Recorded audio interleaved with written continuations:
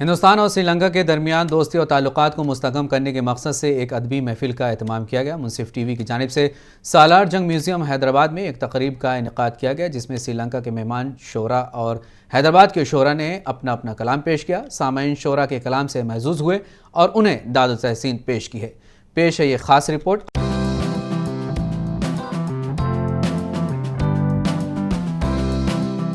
اردو زبان و ادب کے موجودہ منظرنامے کا سنجیدہ جائزہ لیا جائے تو یہ اعتراف کرنا پڑتا ہے کہ مشاعروں نے ماضی میں بھی زبان و ادب کے فروغ کے باب میں نمایاں کردار ادا کیا ہے اور آج بھی علم و ادب اور تہذیب و ثقافت کو فروغ دینے کے باب میں مشاعرے اور شاعری کی اہمیت سے انکار نہیں کیا جا سکتا۔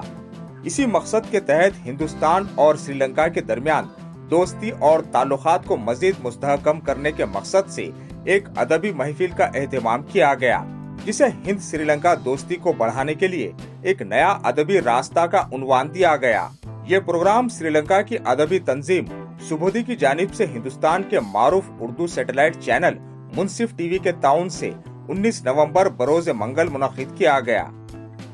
اس پروگرام کے انعقاد کا مقصد ہندوستانی شاعری کی مختلف شکلوں کا مطالعہ کرنے کے ساتھ ساتھ اردو شاعری پر خصوصی توجہ دینا تھا۔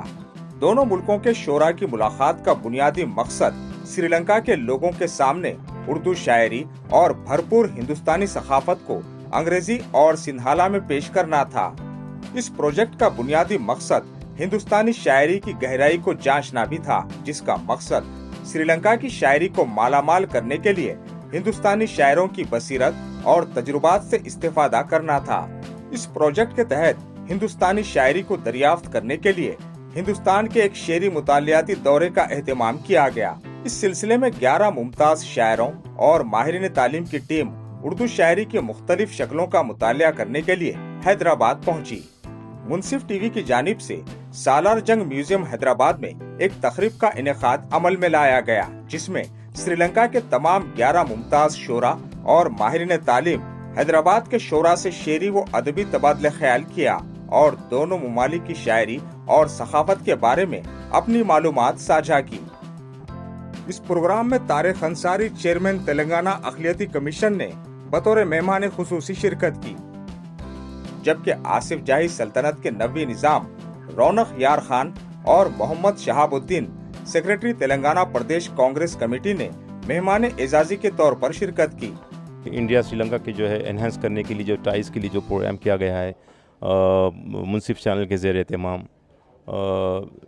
لوگ بڑی عزت کے ساتھ جو ہے منصف کو جو ہے نام لیا جاتا ہے، احترام کے ساتھ جو ہے بڑی قدر ہے منصف کی، تو ان کے کولیبریشن کے ساتھ یہ سری لنکن کے جتنے بھی ڈگنیٹریز آئے یہاں پر، پوئٹس آئے، ان کے بھی کلام سنا گیا اور ہمارے شہر حیدرآباد ڈکن کی جو ہے شاعروں کا بھی جو کلام سنا گیا۔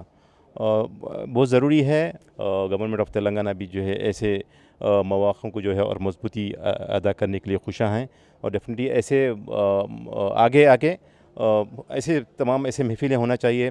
میں اپنی تقریر میں بتا رہا تھا کہ جو ہے کچھ ہمارے شعراء کو جو ہے سری لنکا بھیجنا چاہیے، سری لنکا کے کچھ شعراء کو جو ہے ادھر آنا چاہیے تاکہ ہماری ایک دوسرے کی تہذیب و تمدن کے ساتھ جو ہے وقفیت ہو جائے۔ I am very happy to be here. I am very proud to be here.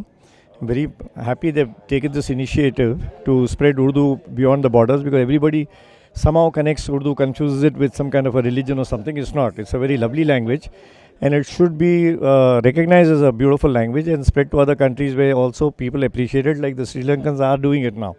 And originally you'll be surprised that the Qutub Shahis were Persians, and they are the ones who founded Hyderabad, but the language was Persian. And then my great grandfather Mehboob Ali Khan, he converted it, he made the state language Urdu, which is in around 1870, 72 to 75 they say. It took 2-3 years. So I'm very proud to be his grandson, and here it's a wonderful platform for me. And coincidentally, Mehboob Ali Khan was also, when he was crowned king, he was the first monarch, because earlier they were all, governors of the Mughals. But Mehboob Ali Khan was the first person who started as a first monarch. His father became a monarch midway. So when he was crowned, he was 2.5 years old. And the person who looked after him was Salar Jung the first. And so I'm so happy that I'm in the same place now. I'm in Salar Jung Museum. It can't be a better thing for me. Professor Mohammad Masood Ahmad, hospital chief operating officer Renova BB cancer hospital Hyderabad ने convener और निजामत के फराइज अंजाम दिए। ये हमारे लिए बाइस फ़ख्र और बाइस इफ्तिखार है कि आज 19 नवंबर 2024 को उर्दू ज़बान, उर्दू शायरी और उर्दू अदब में एक नई तारीख़ लिखी जाएगी। वो इसलिए कि मैं समझता हूँ और यहाँ पर असातिज़ा की मौजूदगी में मैं ये कहना चाहता हूँ, आज जो मुशायरा और लिटरेरी डायलॉग सेमिनार के टाइप में मुनक़िद किया जा रहा है, मैं समझता हूँ कि हिंदुस्तान बल्कि बर्र सग़ीर में पहली मरतबा इस तरीक़े की कोशिश की जा रही है। दुनिया में जितने अजीम काम होते हैं वो कोशिश की बुनियाद पे होते हैं।